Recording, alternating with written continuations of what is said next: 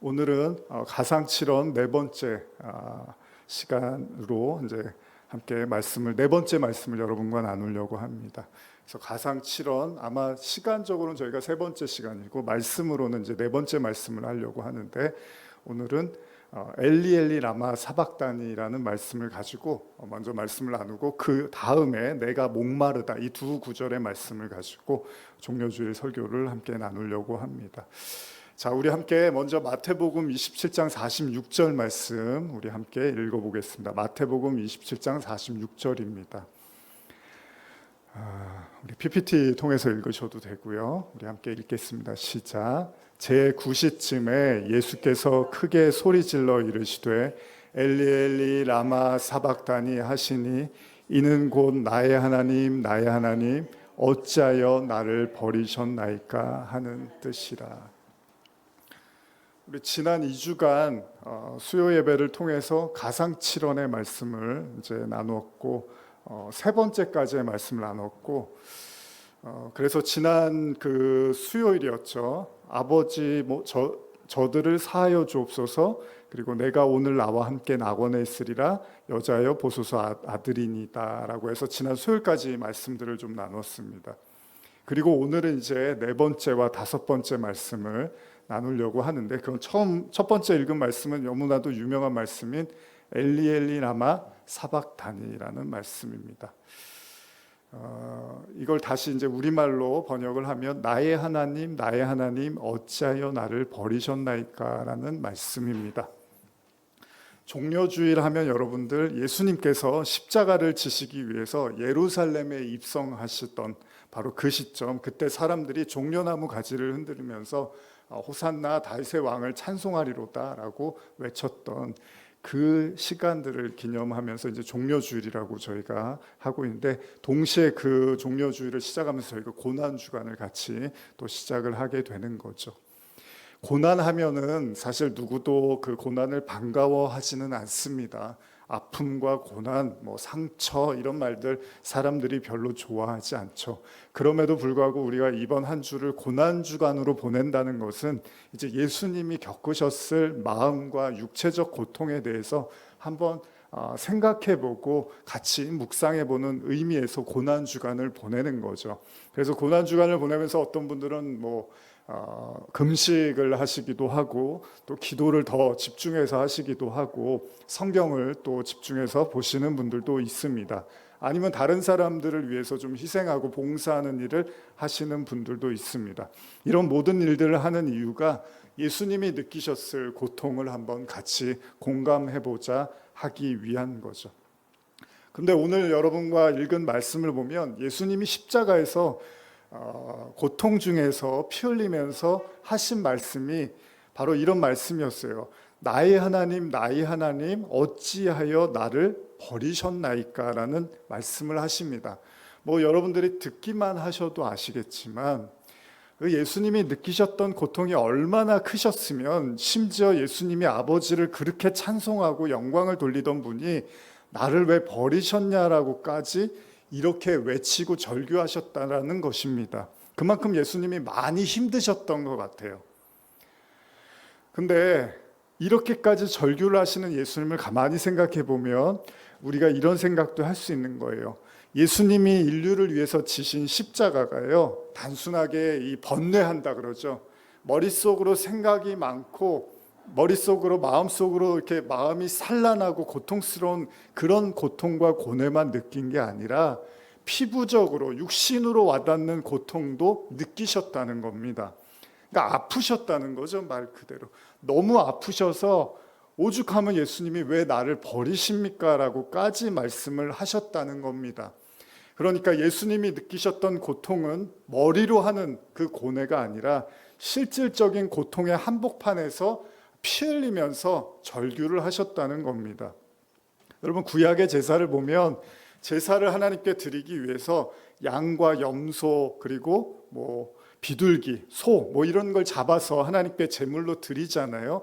근데 그 제물이 그냥 이렇게 하나님께 곱게 드려지는 게 아니라 이렇게 죽임을 당하고 각을 뜨고 내장을 이렇게 다 태우고 이런 과정을 통해서 하나님께 제사로 드려지게 되는 거죠. 마찬가지로 예수님도요, 이 십자가라는 고통을 통해서, 고난을 통해서 모든 인간을 위한 대속의 제물로 올라가셨는데, 하나님께 올려드렸는데 그게 너무나 고통스러우셨다는 겁니다. 그래서 예수님도 너무 아프셔서 왜 나를 버리시나이까라고까지 절규하셨을 수도 있다고 우리가 생각할 수 있다는 겁니다. 근데 가만히 생각해 보면 이 십자가라는 게, 예수님의 고난이라는 게 그러면 단순하게 이게 인간적인 계획에 의해서 이루어진 것이냐? 그러니까 예수님이야 여러분, 제자들을 부르시고 하나님 나라를 이렇게 전파하시려고 이 땅에 오셨는데, 제자 중에 한 명인 가룟 유다가 마음이 바뀌어서 예수님을 한번 좀 팔아서 내가 좀 돈을 좀 취해야겠다라는 마음으로 예수님의 원대한 계획을 가룟 유다가 다 깨트리면서 일어난 일인가? 그래서 예수님이 원래는 십자가를 지면 안 되는데 가룟 유다 때문에 이렇게 팔려서 십자가를 져서 하나님이 너무 원망스럽고 자신의 일이 성공하지 못해서 예수님이 이런 절규를 하신 걸까라는 생각을 할 수 있잖아요. 근데 이미 여러분과 제가 아는 것처럼 이 예수님의 십자가의 고통과 고난은 이미 성경에서 다 예언되고 약속된 일이라는 겁니다. 그러니까 하나님께서 그렇게 하시기로 결정하셨다는 거예요.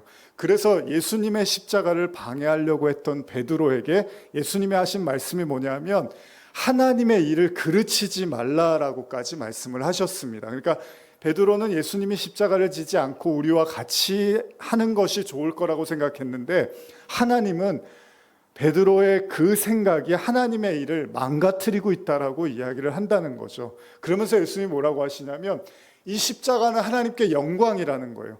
자신이 십자가를 지고 죽는 게 하나님이 영광을 받으신다라고까지 말씀을 하신다는 겁니다. 여러분, 하나님께 영광이 된다는 게 무슨 말이죠?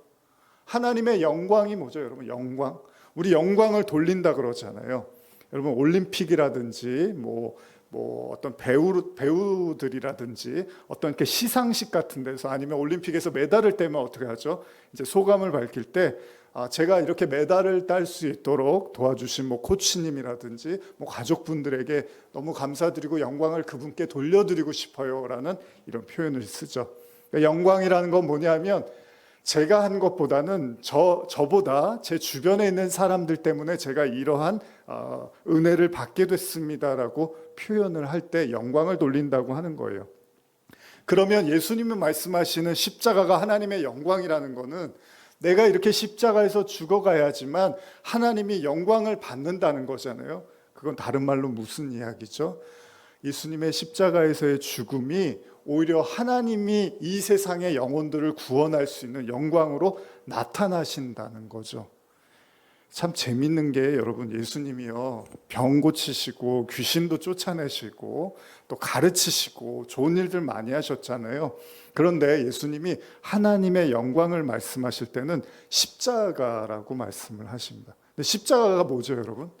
그냥 가만히서 십자가를 지고 죽는 거예요.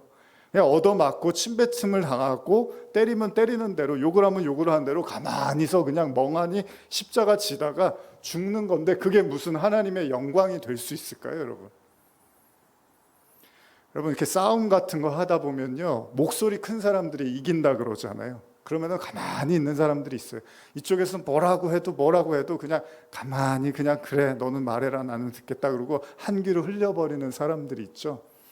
예수님이 지금 십자가를 지는 모습이 그런 거예요. 싸울 수도 있고 욕을 할 수도 있고 뭐라고 잘못됐다고 말씀하실 수도 있는데 그냥 가만히 십자가에서 멍하니 죽어가고 계시는데, 그게 하나님의 영광이라는 거예요. 여러분, 왜 그게 하나님의 영광일까요? 가만히 있는다고 가만히로 보이십니까? 보자 하니까 제가 보자긴 줄 아십니까? 사람들이 그런 말 많이 쓰잖아요. 누구나 다 하고 싶은 말이 있잖아요. 화가 나고 싸우고 싶고 정말 어떻게 멱살이라도 잡아서 흔들고 싶은 마음이 다 있고, 지금 예수님이 얼마나 억울하십니까? 아니, 하나님의 아들로 이 땅에 오셔서 좋은 이야기 하시고 고쳐주시고 구원을 전파하시고 잘못된 거 지적해 주시고 이렇게 좋은 일들 다 하는데, 그 결과가 십자가에서 그냥 못 박혀서 죽어야 되는 신세가 됐으니 예수님 입장에서도 얼마나 처량했겠습니까? 그런데 예수님이 그걸 인간적으로 생각하신 게 아니라 이게 다 하나님의 뜻이라는 거예요. 여러분, 어쩌면 우리가요, 이게 인간적으로 생각했을 때 이게 인간적으로 일어난 일이 아닐까라는 생각들 하시잖아요. 그런데 그게 다 하나님의 뜻일 수도 있어요. 제가 지난주에 아주 기가 막힌 경험을 하나 했는데, 지난 월요일이었는데 뭐 설교 중에 다 설명드릴 수는 없는데, 제가 그런 걸 겪으면서 야, 하나님은 마음만 먹으면 못하시는 게 없구나라는 걸 아주 뼈저리게 느꼈던 시간입니다. 정말 기가 막힌 일이 있었어요, 저한테. 야, 정말 하나님은 다 하실 수 있는데 안 하시거나 아니면 꼭 필요할 때만 하시는구나라는 걸 느꼈던 한 주였습니다. 여러분, 하나님 절대로 우습게 안 보시겠지만 정말 하나님을 우리가 너무 이렇게 누구 말대로 띄엄띄엄 생각하는 사람들이 있다고 하잖아요. 하나님은 마음 먹고 결정하시면 아주 여러분들이 정말 놀랄 정도로 움직이시고 일하실 수 있습니다. 그런데 아직 때가 되지 않았거나 아직은 그 일이 일어나지 않는 이유들이 있는 거예요. 근데 원하시면 무엇이든지 다 할 수 있는 분이 맞는 것 같아요. 그게 제가 지난주에 겪었던 일 중에 하나였습니다. 예수님은 이걸 잘 아셨어요. 지금 나에게 일어나는 이 모든 일이 가룟 유다의 배신 때문이라든지 내 제자들이 뭔가 좀 내가 가르친 말을 잘 깨닫지 못하고 성숙하지 못해서 일어난 일이라든지 아니면 내가 전하는 복음이 저 유대인들에게 도무지 먹히지가 않고 저 유대인들이 사악해서라든지 그게 아니라는 거예요. 예수님은 내가 십자가를 지는 건 하나님의 뜻에서 일어나는 거라고 명확하게 믿으셨다는 겁니다.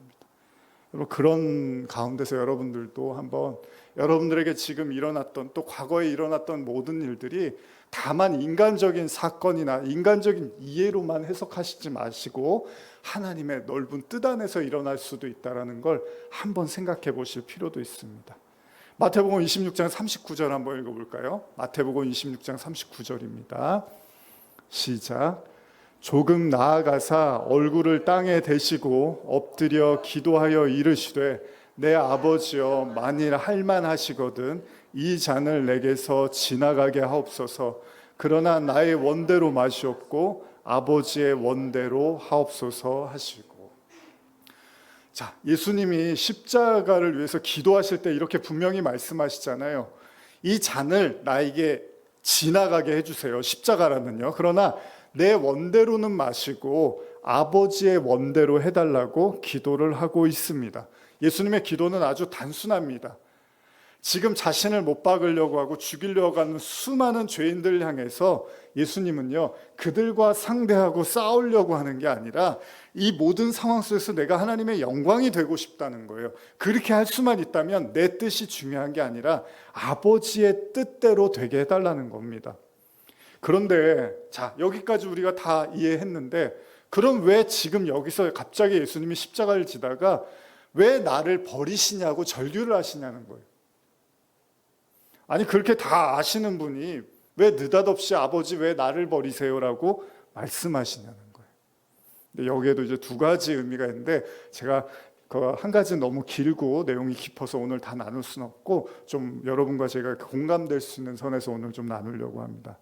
버림받는다는 거에 대해서 한번 생각을 해보는 거예요. 버림받는다는 거. 왜 나를 버리시냐고 그러잖아요, 예수님이. 하나님한테 왜 나를 버리시냐요? 아버지 하나님한테 왜 나를 버리시냐요? 여러분, 하나님이 정말로 예수를 버리신 걸까요? 십자가에서 예수를 버리셔서 예수님이 그걸 느끼셔서 날 버리셨냐라고 말씀하신 걸까요? 물론 우리가 죽음에서 관점에서 보면요, 예수님이 십자가에서 죽으셨으니까 예수님이 죽이려고 하시다가 결국 살리시겠지 이렇게 생각했는데 진짜 죽이시려고 그러네? 만약에 이랬다면 버린 게 맞죠. 근데 예수님이 그걸 모르셨을까요? 나를 죽이신다는 거 십자가에서 아셨을 거 아니에요. 근데 왜 나를 버리시냐고 했냐는 거예요. 근데 아무도 거기에 하나님도 침묵하고 사람도 침묵하고 제자들도 침묵하고 예수님의 죽음에 관여하려고 하는 그 어떤 사람도 나타나지 않습니다.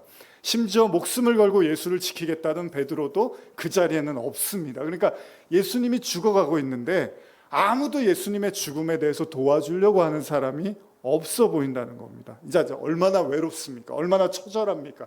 여러분, 저도 그렇고 우리가 시들시들 신음하다가 아파하다가 고뇌하고 괴로워할 때 아무도 도와주는 사람이 없고 아무도 관심이 없으면 우리도 참 마음이 울적하잖아요. 근데 예수님이 하나님의 아들로 이 땅에 오셔서 이 처절한 죽음 앞에서 아무도 자기 편이 없는 거예요. 그냥 이렇게 죽어가는 건데 하나님마저도 나를 버리셨다라고까지 말씀하실 정도로 처절한 외로움과 죽음과 사투하는 십자가에 서 계십니다. 마가복음 8장 31절 읽어볼까요? 마가복음 8장 31절입니다. 시작. 인자가 많은 고난을 받고 장로들과 대제사장들과 서기관들에게 버림받아 죽임을 당하고 사흘 만에 살아나야 할 것을 비로소 그들에게 가르치시되. 분명히 예수님이 제자들에게도 말씀하셨습니다. 나는 죽을 거야. 사람들은 나를 다 버릴 거야. 너희는 나를 다 떠날 거야. 분명히 말씀하셨어요. 그런데 왜 버리냐고 말씀하실까? 그럼 여러분들 생각은 어떠실까요? 왜 이런 말씀을 하셨을까요? 물론 어떤 분들은 상징적 의미라고도 하십니다. 바로 우리를 지칭한, 우리가 원래 버림받을 존재였는데 주님이 구원하셨다, 하나님이 그렇게도 보시는데 그것도 틀린 말씀은 아닙니다. 근데 이렇게 오늘은 말씀을 나눠보고 싶어요. 이렇게까지 예수님이 하나님의 영광만 생각하시는 분이 지금 어떻게 보면 하나님을 버린다고 하는 거는 하나님한테 좀 뭔가 불편한 마음을 표현한 거잖아요.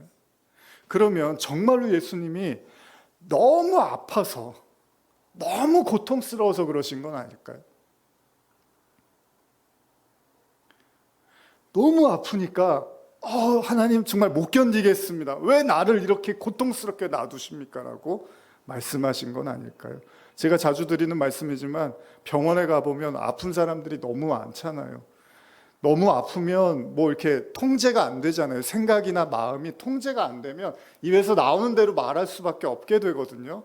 그럼 혹시 예수님도 너무 아프셔서 그냥 말이 그렇게 튀어나와 버린 건 아닐까요? 물론 우리는 그렇지 않기를 바랄 수도 있겠지만요. 여러분, 아무리 점잖던 사람도요, 아무리 신사적인 사람도요, 고통 앞에서는 어쩔 수 없을 때가 많습니다. 여러분, 베드로도 죽음이 무서워서 예수님을 3번이나 저주까지 하잖아요.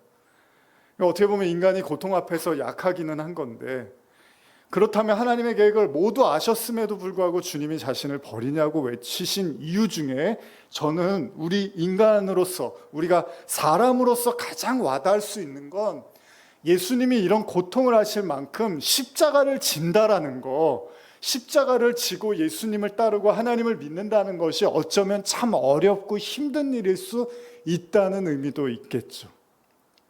예수님 지금 십자가를 지시는 거니까. 그리고 십자가를 지면서 이렇게 힘들어 하시는 걸 보면 저와 여러분들이 지금 지고 가는 십자가도 기쁘기도 하지만 때로는 매우 어렵기도 하고 힘들기도 할 수 있겠죠. 혹시 여러분들 중에요, 우리가 이제 고난주간이니까 고난을 이야기할 수밖에 없잖아요. 여러분들 마음 깊은 곳에 혹시 견디기 힘든 아픔들이 있으십니까? 여러분들 마음 깊은 곳에 혹시 이렇게 용서가 되지 않는 일들이 있으십니까?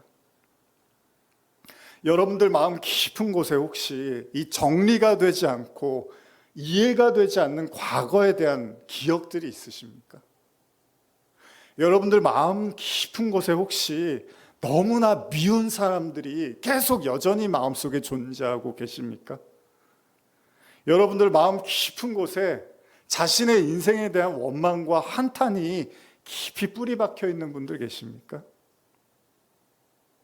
왜냐하면 예수님은 지금 십자가에서요, 자신을 버리셨냐라고까지 고백할 만큼 매우 중한 고통의 한복판에서 예수님이 십자가를 지셨다는 것은 저는 그렇게 생각합니다. 얼마 전에 제가 설교할 일이 있어서 그렇게 나누었지만 십자가를 바라볼 때는 예수님의 마음은요, 여러분들이 잘 먹고 잘 지내고 별 탈 없고 신앙생활을 잘 하고 있다, 이런 것들에 대해서도 물론 예수님이 칭찬해 주시겠지만 중한 고통의 십자가를 지면서까지 예수님이 우리에게 그 사랑을 보여주신 이유는 여러분들이 갖고 있는 모든 고통에 대해서 예수님이 관심을 갖고 있고 그 모든 고통을 치료하고 회복할 의사가 있다는 거잖아요. 의지가 있다는 거잖아요.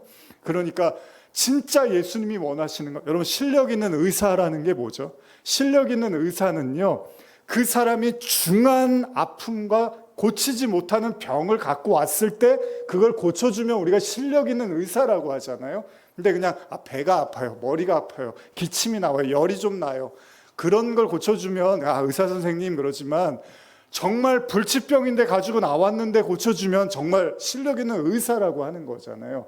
그럼 십자가라는 건 뭐냐 하면, 이 세상에 그 누구도 치료할 수 없고 회복시킬 수 없고 건드릴 수 없는 어떤 중한 병과 아픔이 있는데, 예수님이 이렇게까지 고통을 받으면서 여러분들에게 십자가를 보여주시는 건, 예수님은 거기에 관심이 있다는 거잖아요. 그래서 예수님은 나를 버리시면서까지, 하나님은 나를 버리시면서까지 이 인간의 고통을 느끼게 하시는군요. 아버지는 정말로 철저하게 인간의 고통에 관심을 갖고 인간의 아픔과 상처와 괴로움에 관심을 갖고 계시는 분이시네요라는 걸 십자가를 통해서 보여주시는 걸 수도 있는 거잖아요. 그러니까 여러분, 십자가 앞에서는 주저할 필요가 없는 거죠. 오죽하면 그런 말이 있습니까? 괴로울 때 십자가를 바라봐라. 괴로울 때 여러분 어디 바라보십니까? 괴로울 때 드라마를 켜라. 괴로울 때 인터넷 유튜브를 봐라. 괴로울 때 십자가를 보라고 하죠. 어쩌면 십자가가 우리에게 주시는 큰 의미는 여러분들의 마음 깊은 곳에 여전히 풀리지 않고 회복되지 못하고 이해하지 못하고 용서하지 못하는 우리의 마음 깊은 곳에 주님이 그곳에서 우리와 함께 하시겠다는 뜻은 아닐까 생각을 해봅니다. 그러면서 제가 이런 표현을 좀 써보고 싶어요. 자, 우리가 이번 고난주간 보내면서 저도 지난 한 주 참 이렇게 치열하고 격렬하게 보냈습니다. 많은 것들 생각하고 기도하고 묵상하는 시간이었는데, 본의 아니게 여러분들에게도 말씀드리고 싶습니다. 지금 여러분들이 알고 있고 느끼고 있는 여러분 자신이 있습니다. 그런데 여러분들도 잘 모르거나 아니면 지나치고 있는 여러분들의 자신의 내면에 깊은 또 다른 나가 있을 수 있겠죠. 근데 주님이 지금 십자가에서 우리에게 만나기를 원하는 건 그냥 별일 없고 별탈 없는 내가 아니라, 아니면 그냥 일상생활 잘하고 있는 내가 아니라, 그 우리의 마음 깊은 곳에 여전히 도사리고 있고, 여전히 고치려고 해도 고쳐지지 않고, 여전히 그 은혜를 받을 수 없는, 여전히 외롭고 힘겨운 우리 자신을 향해서 주님은 이렇게 손을 뻗고 계신다는 겁니다. 여러분, 원망을 해도요, 욕을 해도요, 비난을 해도요, 하나님 앞에서 하십시오. 제일 사탄이 나쁜 계략이 뭐냐 하면요, 여러분, 사단은 다른 게 없습니다. 여러분과 하나님 관계를 끊어놓을 수만 있으면 모든 천사까지도 동원해서 여러분과 하나님 관계를 조금씩 멀게 하는 겁니다. 이게 무슨 말이냐면요, 여러분, 당시에 유대인들과 바리새인들의 큰 문제가 뭐였습니까? 이들이 율법을 숭배하다 보니까 하나님보다 율법주의에 빠져 있는 거죠. 근데 율법이 뭐예요? 하나님 말씀이잖아요. 근데 그 말씀을 보고 딸딸딸 외우는 사람이고 행하는 사람인데, 놀랍게도 하나님과는 멀어져 있을 수 있다는 겁니다. 이게 참 우습지 않습니까? 제가 오늘날의 기독교 교회도 생각해 보면서 그러는 거예요. 그냥 신앙생활 열심히 해요. 그냥 기도도 반나절로 해요. 성경도 딸딸딸 읽고 그래요. 그런데 하나님하고는 안 가까운 사람들이 많다니까요. 근데 그럴 수가 있는 거예요. 그게 사단의 전략인 거예요, 여러분. 그래서 솔직해야 되는 거예요, 신앙은. 십자가 앞에서 여러분들의 모든 걸 다 드러내고 발가벗길 정도로 하나님 앞에 여러분들을 다 드러낼 수 있어야 돼요. 근데 마귀가 어때요? 선악과를 먹고 나니까 아담과 하가 제일 먼저 하는 게 뭡니까? 자기의 하체를 가리는 거잖아요. 하나님 앞에 수치심을 가리려고 하는 거잖아요. 마찬가지입니다. 마귀는 다른 게 중요한 게 아니에요. 여러분과 하나님 사이를 어떻게든 이간질을 해서 벌어뜨리려고 하는 거죠. 저도 이렇게 오늘 설교하고 또 지난 몇 년 동안 이렇게 사역해오지만은 그게 중요한 것 같아요. 뭐 교회도 중요하고 뭐 성도도 중요하고 신앙생활도 다 중요해요. 다 중요한데, 선교도 중요하고 다 중요한데, 제일 중요한 건요, 여러분과 하나님이 가까워져야 돼요. 그게 제일 중요한 겁니다. 아니 지금 십자가를 누구를 위해서 하시는 겁니까? 지금? 이거 십자가 왜 지시는 거예요, 예수님이? 여러분들하고 너무 가까워지시려고 하는 거잖아요. 근데 이거를 속인다고요, 사람들이. 여기에 관심을 못 갖게 하고 죄다 다른 데다가 관심을 갖게 해서 정작 여기에는 관심을 못 갖게 해요. 죄다 딴 얘기만 하고 딴 소리만 하고 여기 십자가 앞에서는 여기에는 하나 되지 못하게 만든다고요. 이게 정말로 안타까운 거 아닙니까? 예수님이 왜 십자가 지셨는데 죄다 딴 얘기로 가득 차 있어요. 교회가, 성전이. 기도하는 집인데, 아버지의 집인데. 여러분들은 안 그러셨으면 좋겠어요. 교회 의미가 없는 거예요, 그러면. 여러분과 하나님이 가까워지고 하나 되지, 여기에 관심이 없고 여기에 관심을 잃어버리면 그건 십자가를 모독하는 거예요. 주님의 관심은 하나님의 나라고 여러분과 정말 하나 되는 겁니다. 그걸 여러분들이 잊지 않으셨으면 좋겠어요. 여러분들도요, 저도 마찬가지고 우리가 신앙생활하다 보면 매너리즘에 빠지잖아요. 율법주의예요, 그것도. 뭔가 열심히 하고 잘하고 있다는 그런 착각들, 그리고 내가 잘 해왔다라는, 그것도 그렇게 중요한 게 아니에요.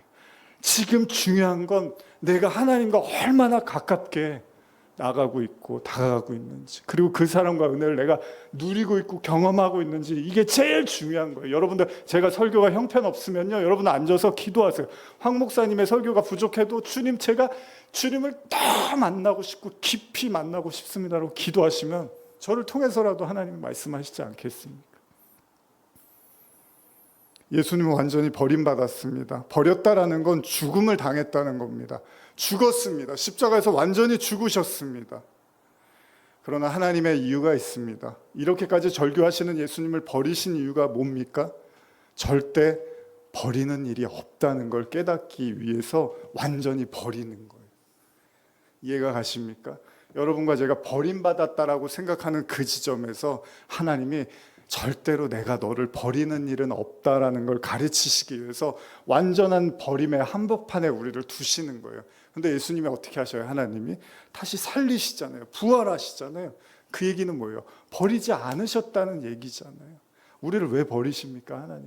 하나님이 우리를 얼마나 사랑하시는데 왜 버리십니까? 우리가 버렸다고 느끼는 거잖아요. 우리가 버렸다고 그렇게 믿는 거잖아요. 하나님은 절대 버리지 않습니다. 여러분들 지금 겪고 있는 어려움과 고통 속에서 여러분들이 반드시 기억하십시오. 하나님은 절대 여러분 포기하지 않습니다. 어떤 경우에도 포기하지 않습니다. 아버지 어찌하여 나를 버리시나이까. 그리고 주님 뭐라고 하십니까? 다 이루었도다 하시잖아요. 그래, 주님이 버리는 건 없지. 우리에게 말씀하시는 겁니다. 계속 말씀 읽어보겠습니다. 요한복음 19장 28절입니다. 시작. 그 후에 예수께서 모든 일이 이미 이루어진 줄 아시고 성경을 응하게 하려 하사 이르시되 내가 목마르다 하시니. 자, 이 말씀 나누고 이제 우리가 같이 성찬할 텐데요. 성찬 예식을 할 텐데 여러분들이 이 말씀을 깊이 마음에 품고 그런 묵상하는 마음으로 성찬하셨으면 좋겠습니다. 가상칠언의 5번째 말씀은 목이 마르다는 거예요. 내가 목이 마르다는 거예요. 예수님이 목이 마르대요, 여러분. 예수님이 자신을 뭐라고 설명하셨냐면 생수라고 말씀하셨거든요. 그런데 예수님이 지금 내가 목이 마르다라는 말씀을 하십니다. 요한복음 4장 13절에서 14절 보시면 한번 같이 읽어볼까요? 시작. 예수께서 대답하여 이르시되 이 물을 마시는 자마다 다시 목마르려니와 내가 주는 물을 마시는 자는 영원히 목마르지 아니하시리니 내가 주는 물은 그 속에서 영생하도록 솟아나는 샘물이 되리라. 한낮의 뜨거운 시간에 예수님이요, 자신의 처지가 부끄러워서 사람이 없을 때 물을 뜨러 나온 사마리아 여인이 있었습니다. 그 여인에게 예수님이 뭐라고 하시냐면 내가 물을 줄 수 있는데 이 물은 절대 목마르지 않을 거라고 말씀하십니다. 어찌 된 일입니까? 예수님이 이렇게 생수를 말씀하셨는데, 그런데 예수님이 내가 목이 마르대요. 지금은 사람들이 아마 예수님 알아보면서 어떤 생각을 했을까요? 아니 어쩐 일로 저렇게 벌거벗겨서 십자가에서 매나 맞고 피나 흘리면서 저주받은 저 예수가 어찌 메시아가 될 수 있냐고 손가락질하고 비웃었을 겁니다. 사람들이 다 웃었을 거예요. 여러분 그런 경험 해보셨나요? 여러분들은 정말로 그게 소중하고 의미 있는 일인데 다른 사람들이 비웃고 여러분들 손가락질하는 그런 경험들이 있으십니까? 하나님의 아들이라는 이유로 저렇게 십자가에서 처절하게 죽어가는 예수님, 그 예수님의 현실은요, 이제 목이 말라서 입이 다 타버렸어요. 이제 이 침이 하나도 없는 거예요. 이제 조금만 있으면 시체가 돼버릴 그런 상황이 돼버렸습니다. 이제 더 이상 그에게는 생명수를 기대할 수 있어 보이지가 않습니다. 피도 흘리고 물도 흘리고 이제 모든 진이 다 빠져버렸어요. 그래서 예수님 곁에서 조롱하던 행악자가 뭐라 그럽니까? 너나 구원해, 너나 십자가에서 내려와, 무슨 우리를 위해서 네가 십자가를 지냐고 조롱을 했었습니다. 이제 아무도 그가 하나님의 아들이라고 믿을 사람이 없어요. 여러분 그 와중에 우편 강도가 예수님께 나를 낙원에 보내달라고 하잖아요. 그 믿음이 귀한 거예요, 여러분. 아무도 예수님을 메시아라고 하나님의 아들이라고 믿지 못하는 그 상황에서 그 우편 강도는 저분은 아무 죄가 없다고 하면서 자신을 구원해달라고 하잖아요. 그러니까 우편 강도 보면서 저런 구원은 창피한 구원이야, 이런 말씀하시면 안 되는 거예요. 아무도 못 믿는데 그 우편 강도는 예수를 의지했다고, 믿었다는 거죠. 예수님께서 요한복음 7장 37절에서 39절 보시면요, 이것도 같이 읽어볼까요? 시작. 명절 끝날 곧 큰 날에 예수께서 서서 외쳐 이르시되 누구든지 목마르려거든 내게로 와서 마시라. 나를 믿는 자는 성경의 이름과 같이 그 배에서 생수의 강이 흘러나오리라 하시니 이는 그를 믿는 자들이 받을 성령을 가리켜 말씀하신 것이라. 예수께서 아직 영광을 받지 않으셨으므로 성령이 아직 그들에게 계시지 아니하시더라. 예수님의 십자가의 사역, 그 사역이 이제 죽으면 모든 게 다 끝나는 게 아니라는 거예요. 내가 죽지만 성령이 오실 거라는 거예요. 성령. 이 십자가를 지면 반드시 성령이 오실 거고 그 성령을 예수님이 생수의 강이라고도 말씀하셨습니다. 그래서 사마리아 여인에게 하나님은 영이시니 예배하는 자가 신령과 진정으로 예배한다고 하시면서 아버지께서 예배하는 자들을 찾는다고까지 말씀하십니다. 곧 성령으로 예배드릴 때가 온다는 거예요. 언제요? 내가 십자가에서 죽으면. 근데 그 예수님이 십자가에서 목이 마르다고 하시는 거예요. 지금의 목마름은 육체적인 한계에서 나오는 목마름으로 이해해도 무관합니다. 예수님이 힘드셨습니다. 괴롭습니다. 아픕니다. 입이 타들어갑니다. 그러나 여기에는 또 다른 의미가 있습니다. 우리가 흔히들 말하는 것처럼 예수님이 십자가에서 우리를 위해서 물과 피를 다 쏟으셨다는 거잖아요. 자, 지금 마지막 예수님의 십자가의 사역은 뭐냐면 피를 다 쏟는 거예요. 여러분과 저를 위해서 물과 피를 다 쏟아버리는 거예요. 그게 예수님이 하셔야 될 마지막 사역이었습니다. 그게 바로 제물이라는 거잖아요. 제사를 지내면 제물을 태워서 먹거든요. 예수님이 이제 양식으로 여러분들에게 물과 피를 다 쏟아주는 겁니다. 예수님이 이런 말씀을 하십니다. 요한복음 6장 53절에서 56절 읽어볼까요? 시작. 예수께서 이르시되 내가 진실로 진실로 너희에게 이르노니 인자의 살을 먹지 아니하고 인자의 피를 마시지 아니하면 너희 속에 생명이 없느니라. 내 살을 먹고 내 피를 마시는 자는 영생을 가졌고 마지막 날에 내가 그를 다시 살리리니 내 살은 참된 양식이요 내 피는 참된 음료로다. 내 살을 먹고 내 피를 마시는 자는 내 안에 거하고 나도 그의 안에 거하니. 자, 이제 여러분들에게 복된 말씀입니다. 이제 예수님의 십자가는 이미 2000년 전에 예수님이 다 지셨고 부활하셨습니다. 성령으로 우리와 함께 하십니다. 자, 그럼 이제 여러분들이 하실 일이 있습니다. 그게 뭐죠? 주님의 살과 피를 먹고 마시는 거예요. 그럼 어떻게 된다고요? 내 살을 먹고 내 피를 마시는 자는 내 안에 거하고 나도 그의 안에 거한다고 말씀하십니다.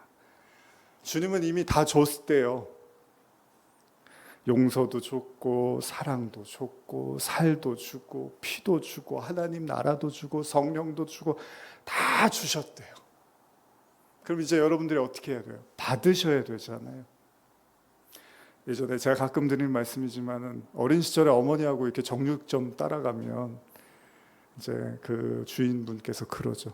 소는 잡으면 정말 머리에서 발끝까지 버릴 게 하나도 없다고. 뭐 돼지고기도 그런 것 같은데, 여러분 소가 태어나서 주인을 위해서 일생을 일합니다. 그리고 나서 다 이제 그 에너지를 쏟고 이제 죽으면 어떻게 하죠? 이제 자기 몸을 또 다 주는 거예요. 내장까지 다 주는 거죠. 그렇게 양식이 되는 거죠. 예수님이 그렇대요. 예수님이 여러분들 위해서 다 주시고 마지막에는 그 살과 피까지 다 주시겠대요. 이게 예수님 사랑이래요. 그럼 여러분들이 어떻게 하면 돼요? 이제 그걸 받으면 되는 거죠. 그걸 여러분 걸로 만드시면 되는 거예요. 가끔 제가 이제 재밌는 게, 제가 성격이 내성적이다 보니까 마트라든지 시장 가면은 이렇게 맛보세요 이렇게 하면서 맛배기로 주시잖아요. 물론 이제 먹으면 좀 사야 될 것 같은 그런 경우도 있지만 그냥 이렇게 먹어보세요 홍보차 그런 경우가 있잖아요. 근데 그걸 먹으면 되는데 괜히 이렇게 막 복잡한 생각 하잖아요. 저거 먹으면 사야 되나? 저 사람이 먹고 그냥 가면 나 욕하겠지? 근데 사실 뭐 그럴 수 있어요. 그러나 먹으라는 거잖아요. 먹고 싶으면 먹으면 되는 거고, 맛있으면 사면 되는 거고, 안 맛있으면 안 사면 되는 거잖아요. 그래서 너무 많은 생각을 하다 보면 이게 피해가죠. 그냥 먹고 싶은데도 이렇게 피해가는 사람들이 있죠. 자, 오늘 예수님의 십자가는요, 여러분들을 힘들게 하려고 하는 십자가가 아닙니다. 자꾸 십자가 얘기만 나오면 청년들도 막 겁을 먹어요. 십자가 저도 져야 된다고요? 겁을 먹는데 아니래요. 십자가가 뭐라고요? 다 주려고 그러는 거예요. 다. 그러니까 여러분 괴로울 때 십자가 보실 때 저렇게까지 해서 나한테 다 주시려고 했는데 내가 왜 지금 이렇게 힘들어할까? 내가 지금 왜 그 사랑을 못 누릴까? 이러면서 오히려 하나님을 더 자꾸 기도하시면 되는 거죠. 제가 마지막으로 이사야 53장, 예수님의 십자가의 고통을 보여주는 이사야 53장을 현대어 성경으로 읽어드리면서 제 말씀을 마무리하려고 합니다. 제가 한번 읽어드릴게요. 53장 1절에서 좀 긴데 12절까지인데 천천히 한번 들어보시고 이제 또 성찬의 마음을 또 준비하시면서 한번 말씀 들어보시겠습니다. 우리가 들은 소식을 아무나 믿겠느냐? 여호와의 권능과 승리가 그토록 비천하고 멸시받는 사람에게 나타난다는 것을 도대체 믿을 사람이 어디 있겠는가? 그러나 여호와 종이 실제로 마른 땅에서 돋아난 연한 순같이 형편없는 모양으로 자라났다. 여호와께서 그토록 기막힌 꼴이 되게 하셨다. 그의 모양은 아름답지도 않고 장엄한 것도 없었다. 도대체 우리가 부러워하고 매력을 느낄 만한 것이 그에게 하나도 없었다. 모든 사람이 그를 깔보고 피하였다. 그는 중병에 걸려 온갖 고통에 시달리는 사람이었기 때문이다. 우리가 모두 그를 미워하며 기피하였다. 우리는 더 이상 그를 사람으로 여기지도 않았다. 그러나 사실 여호와의 종이 우리의 온갖 질병을 대신하여 앓고 우리가 당해야 될 고통을 대신 당하였다. 그런데도 우리는 그가 천벌을 받아서 고난을 당하는 것으로 생각하였다. 그러나 우리는 우리의 죄악 때문에 고통을 당하고 우리가 범죄하였기 때문에 그가 무서운 채찍을 맞아 살이 찢어진 것이다. 우리가 범죄하고서도 무사하게 넘긴 것은 그가 대신 형벌을 받았기 때문이다. 그가 우리 대신에 채찍을 맞아 우리 몸이 성하게 되었다. 우리는 모두 목자를 떠나 양들처럼 길을 잃고 헤매며 자기 멋대로 돌아다녔으나 여호와께서는 우리의 죄악을 모두 그에게 지워 놓으셨다. 그는 학대와 고문을 당하면서도 입 한 번 열지 않고 그 고통을 다 참았다. 도살장으로 끌려가는 어린 양처럼 잠잠하고 털 깎는 자 앞에 선 어미 양처럼 입 한 번 열지 않고 모든 고난을 다 참았다. 그가 체포되고 유죄 판결을 받아서 감옥으로 끌려갔으나 그를 위해서 걱정해 주는 것이 사람이 그의 시대에 아무도 없었다. 그러나 사실은 그가 내 백성의 허물 때문에 죽게 된 것이다. 내 백성의 죄악이 결과적으로 그를 죽였다. 그는 폭력을 쓴 일도 없었고 거짓말을 한 적도 없었지만 세상이 그를 죄인들과 함께 처형하고 추방당한 이들이 묻힌 무덤에 함께 묻었다. 그러나 그가 고난을 당하고 상한 몸으로 죽게 된 것은 여호와의 선한 뜻이었다. 다른 사람들이 범죄하고 죽어야만 했을 때 그가 대신 자기 목숨을 바쳤기 때문에 그의 후손들이 끝없이 행복하게 오래오래 살 것이다. 그가 고난을 당하고 죽음으로 여호와의 선한 뜻이 성취될 것이다. 그가 무서운 고통에서 벗어나 다시 빛을 보고 영광을 누릴 것이다. 이제 여호와께서도 이렇게 말씀하시기 때문이다. 내 종이 내 뜻을 옳게 알았다. 내 종 자신은 아무 죄가 없으면서도 많은 사람들이 죄를 대신 지고 죽음으로써 그들의 죄악에서 해방시켜 주었다. 그는 다른 사람들이 받아야 될 죄의 벌을 대신 받았기 때문이다. 마지막 절입니다. 그러므로 내가 그를 위대한 종들과 함께 상을 받게 하고 승리자들과 함께 전리품을 나누어 갖도록 하겠다. 그가 생명의 피를 제물로 쏟아붓고 스스로 범죄자들의 편에 서서 죽음으로써 무사람의 형벌을 대신 지고 죄인 취급을 당하였기 때문이다. 기도하시겠습니다. 하나님 아버지, 십자가는 사랑입니다. 오늘 이 사실이 명확해지게 하시고 마지막 피 한 방울까지도 나를 위해서 쏟으신 주의 사랑이 우리 마음속에 먹고 마심으로 깨달아지고 느껴지고 고백되어지게 하여 주시옵소서. 감사드리며 예수님의 이름으로 기도드립니다. 아멘.